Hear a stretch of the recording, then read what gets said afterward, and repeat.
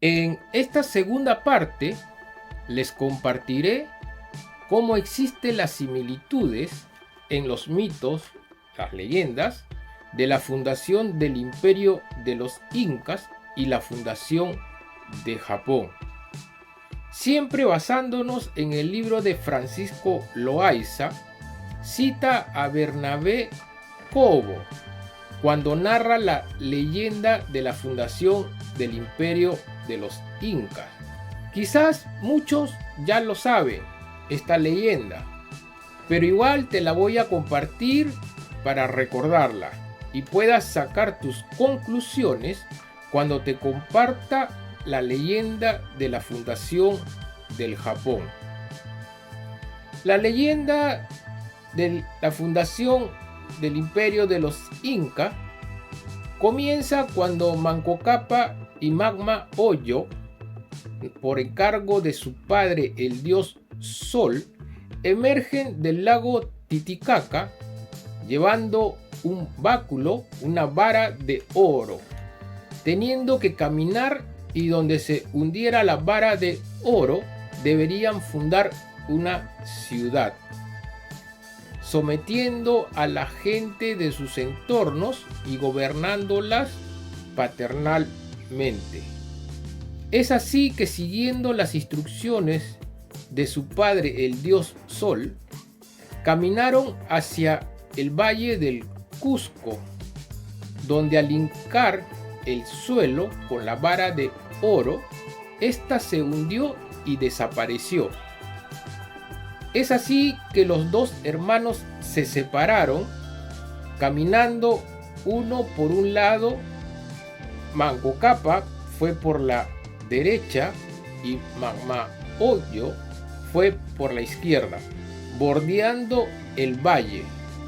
Al encontrarse nuevamente, fundaron la ciudad imperial. Es allí que Manco Cápac toma como esposa a su hermana Mama Ogio. Así es como nos cuenta la leyenda de la fundación del imperio de los incas. Ahora, si ya la sabías esta leyenda y la has recordado, o si es la primera vez que la escuchas, te pido que pongas mucha, pero mucha atención, ya que te voy a compartir la leyenda de la fundación del Japón. Como siempre, adelante, irashai.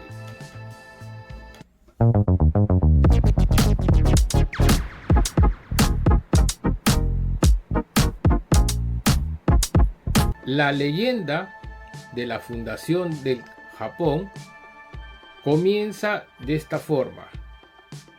Haciendo caso al mandato de las divinidades, Izanagi salió de los terrenos celestiales en compañía de su hermana Izanami, llevando una vara en forma de lanza, y rodeando el puente del cielo, que es el arco iris. La divina pareja llegó a una superficie líquida y espesa. Era el mar. Izanagi sumerge la vara en las aguas saladas, y al retirarlo, las gotas que se desprendieron de la misma se convirtieron en islas, y en una de ellas, la isla Onogoro, bajaron los dos hermanos divinos. Luego se separaron para rodear la isla. Izanagi fue por la izquierda y Izanami fue por la derecha. Al encontrarse nuevamente, Izanagi toma como esposa a su hermana Izanami. Me imagino que ya te debe haber causado mucha sorpresa la increíble similitud, el parecido de las dos leyendas. Déjame también tu comentario para saber tu impresión sobre el parecido de estas dos leyendas.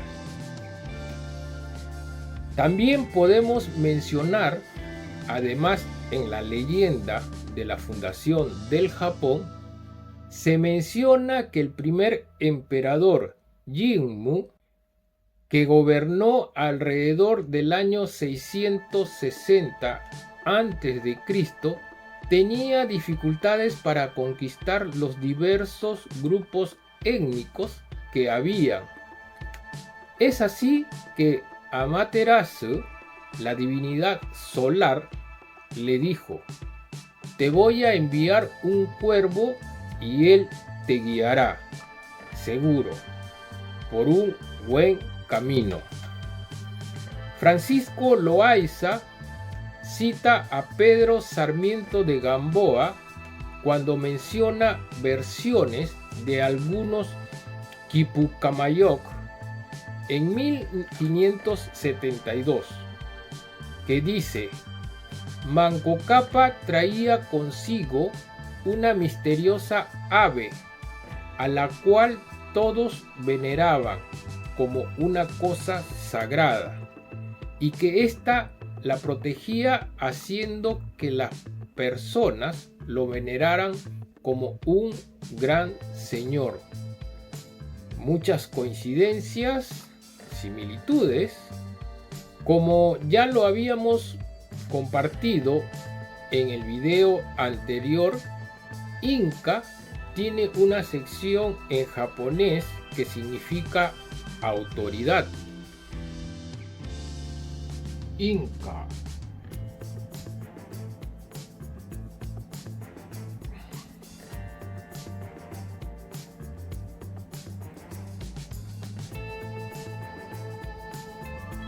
Inca.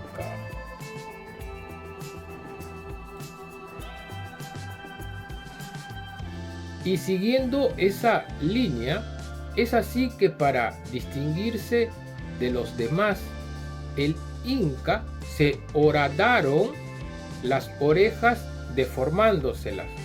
Es por eso que los españoles llamaron a los incas orejones. Loaiza sugiere que fue una copia de las imágenes budistas japonesas, ya que todas las imágenes de Buda es representado con los lóbulos de las orejas agrandadas. También nos habla de los Amauta, que eran los encargados de preservar las tradiciones, narrar las historias, inculcar las normas de disciplina y respeto al Inca. Francisco Loaiza encuentra similitud entre los Amauta y funcionarios japoneses encargados de transmitir los principios del sintoísmo en una época donde aún no existía la escritura. Basándose en testimonios de cronistas, cataloga a los amautas como sabios y poetas que transmiten sus enseñanzas también a través de cantos y poesías. Aquí una pausa, te adelanto que el siguiente video es la tercera y última parte de esta serie y te compartiré cómo Francisco Loaiza nos narra la travesía desde Arica al Titicaca, donde nos menciona nombres de lugares, parajes, ríos que toma del mapa oficial de la Sociedad Geográfica del Perú de 1912 y los compara con voces, palabras japonesas notablemente parecidas e iguales. No te olvides de suscribirte y déjame un like, un comentario. Entonces sigamos. Cuando Loaiza se refiere a los amautas, cita a Cieza de León cuando indica los siguientes de los Amauta. Usan de una manera de romances y cantares con los cuales les queda memoria de sus acontecimientos, sin olvidárseles, aunque carecen de letras. También cita a Miguel de Estete, que dice: aunque no tienen escritura los incas, por ciertas cuerdas y nudos recuerdan a la memoria las cosas pasadas, aunque lo más principal para acordarse es por los cantares que tienen. Seguro de la relación de los amautas con la historia, la poesía y la música, Loaiza nos comparte el origen de la palabra amauta con dos vocablos japoneses, que son amu, que significa hacer, en este caso componer, y uta, que significa canción, deduciendo amauta o amu-uta sería el que compone canciones, el que compone forma de poemas, algo como un historiador en verso o un poeta de la historia. Espero que te haya gustado el video. No te pierdas la tercera parte.